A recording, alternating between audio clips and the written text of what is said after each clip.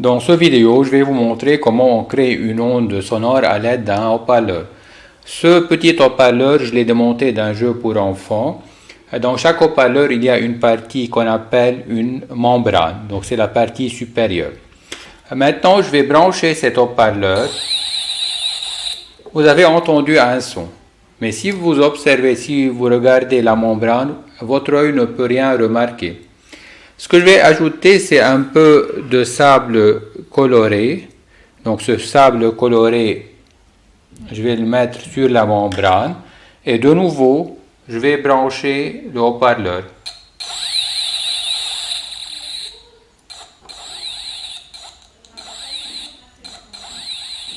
Donc vous remarquez que ce sable-là a vibré, a sauté sur la membrane. Donc c'est la même chose pour le son. On vient de voir comment la membrane d'un haut-parleur a fait vibrer le sable déposé sur elle. Maintenant, voyons voir comment on crée une onde sonore. La membrane du haut-parleur va osciller. Elle va induire un mouvement du gaz qui l'entoure. On va engendrer une onde. Donc, rappelez-vous qu'une onde, on aura une propagation de l'énergie sans transport global de la matière. Donc, en moyenne, la matière va rester à sa position initiale. Observez maintenant ce qui se passe lorsque notre membrane va vibrer. Les points en jaune et le point ici blanc, c'est le gaz qui entoure la membrane, le haut-parleur. Donc, je vais faire vibrer mon haut-parleur. Vous voyez le mouvement d'aller et de retour du gaz, mais en moyenne, les molécules reviennent à leur position initiale. Mais on a une énergie qui s'est propagée pour atteindre le tampon d'un oreille. Donc, de cette façon, on crée une onde sonore. Donc, comme vous venez de voir, le mouvement du gaz, c'est dans la même direction de propagation de l'onde. Donc, une onde sonore, c'est une onde longitudinale. On a un transport de l'énergie sans transport global de la matière. Les molécules restent en moyenne à leur position initiale. On classe généralement les ondes sonores selon leur gamme de fréquences. Il y a les ondes audibles, donc c'est-à-dire audibles pour l'être humain. Ces ondes-là sont produites par divers moyens, comme un instrument de musique par exemple. Il existe aussi les ondes infrasonores. Dans ce cas, ces fréquences-là sont inférieures à celles des ondes audibles. Les éléphants utilisent les ondes infrasonores pour communiquer entre eux, même à de nombreux kilomètres de distance.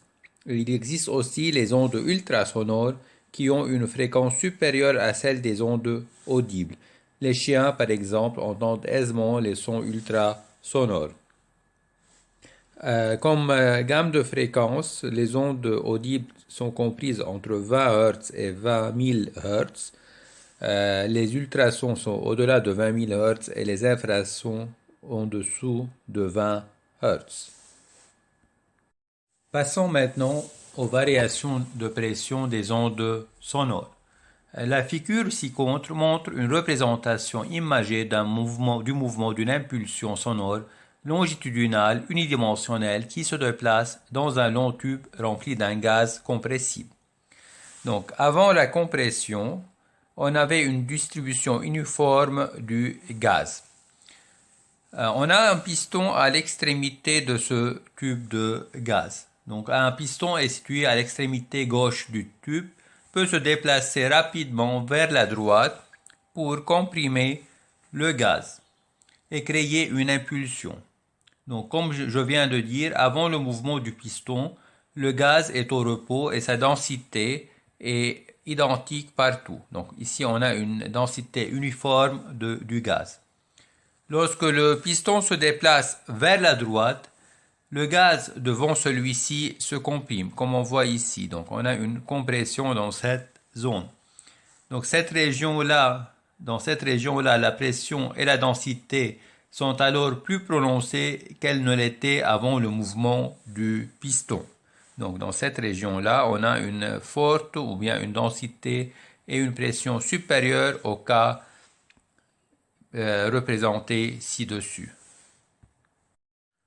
On peut produire une onde sonore périodique unidimensionnelle dans un tube rempli de gaz si on impose au piston un mouvement harmonique simple. Les régions encadrées dans le piston sont des régions de forte pression, donc c'est-à-dire dans ces régions-là, le gaz est comprimé et la densité et la pression sont supérieures à leur valeur d'équilibre. Cette région comprimée porte le nom de compression. En effet, à chaque mouvement du piston, le volume du gaz comprimé demeure en mouvement vers la droite et engendre ainsi une impulsion longitudinale qui va traverser le tube à une certaine vitesse v. C'est pour cette raison que les régions de forte pression se décalent vers la droite à chaque fois. Et à chaque mouvement du piston, on va créer une nouvelle région de forte pression. Lorsque le piston revient vers l'arrière, le gaz devant lui se dilate. La densité et la pression s'abaissent au-dessus de leur valeur d'équilibre, ce qui est représenté ici. Donc, lorsque le piston revient vers l'arrière, on aura une diminution de la pression. Ces régions de basse pression, appelées raréfaction, se propagent aussi dans le tube et à la suite des compressions. Ces deux types de régions se déplacent à la vitesse du son dans le milieu en question. La distance entre deux compressions ou deux raréfactions successives est égale à la longueur d'onde lambda de l'onde sonore. Les différents éléments du gaz sont en mouvement harmonique simple parce que le piston impose un mouvement harmonique simple. Donc, la position d'équilibre du gaz, d'un élément du gaz. Donc, ce gaz peut effectuer un mouvement harmonique simple entre ces deux positions. Donc, l'onde se propage dans la direction des X vers la droite et chaque élément du gaz est en mouvement harmonique simple et il peut se déplacer entre une valeur S max et moins S max par rapport à sa position initiale d'équilibre. Donc, comme c'est un mouvement harmonique simple, on va représenter le mouvement de cette onde de la façon suivante. C'est une onde progressive. Sx et t, donc la position S dépend de x et de t, donc variable spatiale et temporelle, c'est égal à Sm cosinus oméga t moins kx plus phi. Donc c'est une onde progressive. Pour étudier les variations de pression des ondes sonores, on va considérer un tube rempli de gaz. On va considérer au tout début le gaz en état d'équilibre. Donc je vais prendre la surface A du cylindre, c'est égal à A. Et l'épaisseur delta X, donc cet élément a une certaine longueur delta X. Et le gaz à l'intérieur est en équilibre. Donc on peut dire que le volume initial de ce gaz, V initial, est égal à A fois delta X. Maintenant, lorsqu'une onde sonore se propage dans le gaz, comme dans le cas B, l'élément atteint une nouvelle position et acquiert une longueur différente. Donc là, cette distance-là, cette position-là va être à la position S2 et cette barrière-là va changer pour être à la position S1. Les paramètres S1 et S2 représentent le déplacement respectif des extrémités de l'élément par rapport à leur position d'équilibre respective.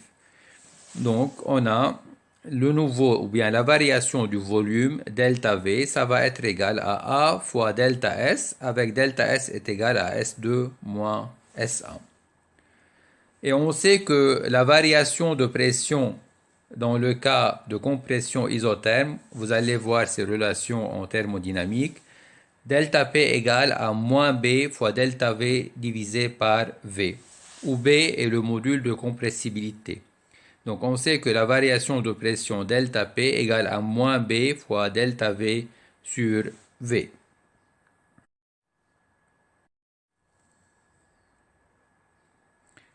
Je vais considérer le cas où l'épaisseur delta X du cylindre tend vers 0. Donc, lorsqu'on fait la limite, lorsque delta X tend vers 0 de delta V sur V, Donc ça va être égal à la limite lorsque delta x tend vers 0. Delta v c'est a fois delta s et v c'est a fois delta x. Donc j'aurai d rond s sur d rond x.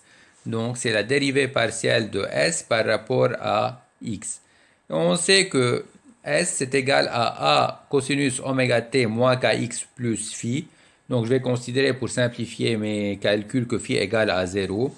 Donc la variation de pression va être égale delta P, c'est moins B d rond S sur d rond X. Donc ça va être égal à B fois K, le nombre d'ondes ou bien le vecteur d'ondes, fois Sm sinus oméga t moins Kx. Donc delta P égale à delta P max sinus oméga t moins Kx.